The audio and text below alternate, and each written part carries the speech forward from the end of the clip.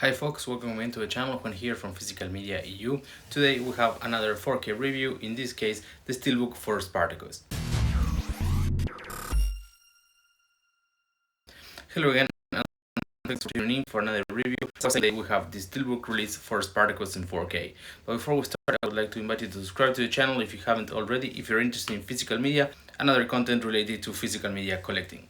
You can also find me on Instagram with the same handle, Physical Media EU, where I post detailed pictures of all the items that I review.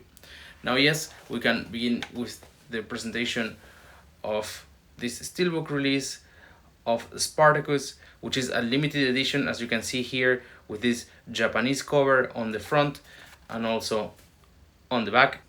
Now let's open up so you can see both at the same time.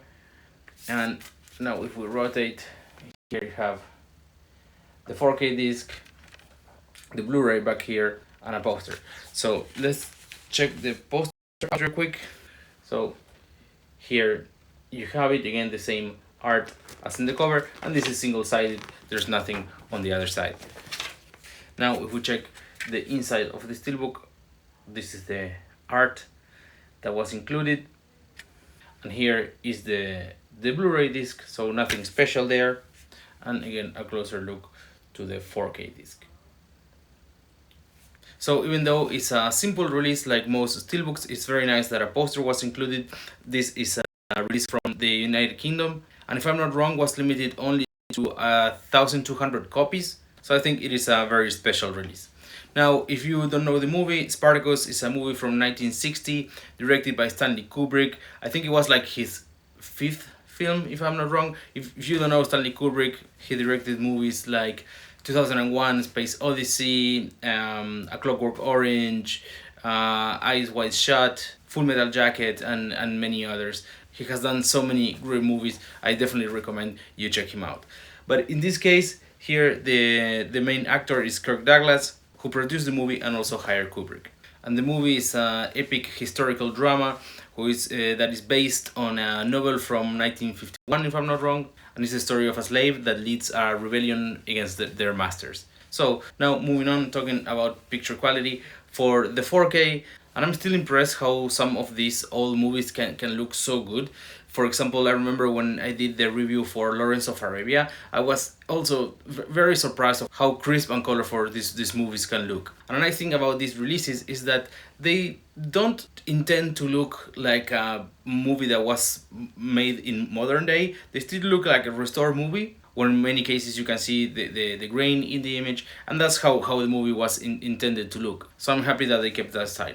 Now, especially at the beginning, I was again quite astonished at how it looked, but I think as the movie progressed, and I know the eye kind of like get used to it, there were some scenes towards the end where I think it didn't look as good. Probably it was some problem with the source, I imagine, but in general the 4K looks better than the Blu-ray, which is also very good, but especially the darker scenes, it doesn't look as nice, and the colors in general are less bright in the Blu-ray, but the transfer is still very good.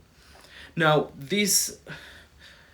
a nice thing about this release is that both the Blu-ray and the 4K are region free, but not that it matters too much because the bonus features are present on both discs. Now, a significant difference between the 4K and the Blu-ray was that even though both have several languages, the Blu-ray has many more audio and subtitle languages. Now, talking about bonus features, it's quite packed. There are several things included. Maybe what I found most interesting one was there's an interview with Kirk Douglas, who now passed away at the age of 103 years old in the year 2020. This interview is from some years before that, where he's still very lucid and funny and remembers a lot of things about the movie. I remember he opens the interview saying that even though he has been in more than 90 movies, people probably won't remember 10 that he has been in, and he barely can remember 10, but if there's a movie that everyone will remember, it will be Spartacus.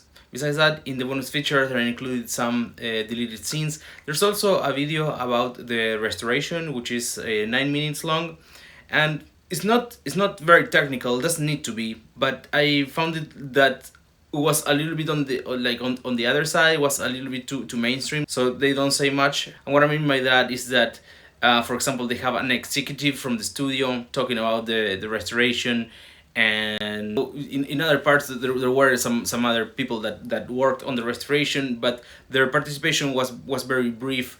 In general, I think it's very nice to find videos about the restorations or some information about the restorations in the releases, but in this case it was like, I don't know, like it felt like they were not really saying all that much. Besides that, there's also some behind the scenes videos, two archival interviews, this from many years ago, and finally some trailers. So in general, this is a very nice release. There is also standard release. If you cannot get this version, then you have the standard one, which actually that one has this same cover. As you can see in the 4K disc, that's the cover that the standard version has. The content will be the same, but I find this steelbook to be much more interesting with these Japanese covers. But it has been sold out now for a while, so if you want to get it, probably eBay is your only choice. That's all for the review. Thank you so much for watching. Remember to head out to Instagram for detailed photos of the release. You're welcome to follow there as well, and there you can also find photos from my previous reviews. Lastly, I would love to hear in the comments if you have watched this movie or other Kirk Douglas or Stanley Kubrick films. Thank you so much for watching, and see you all at Doki Dogs.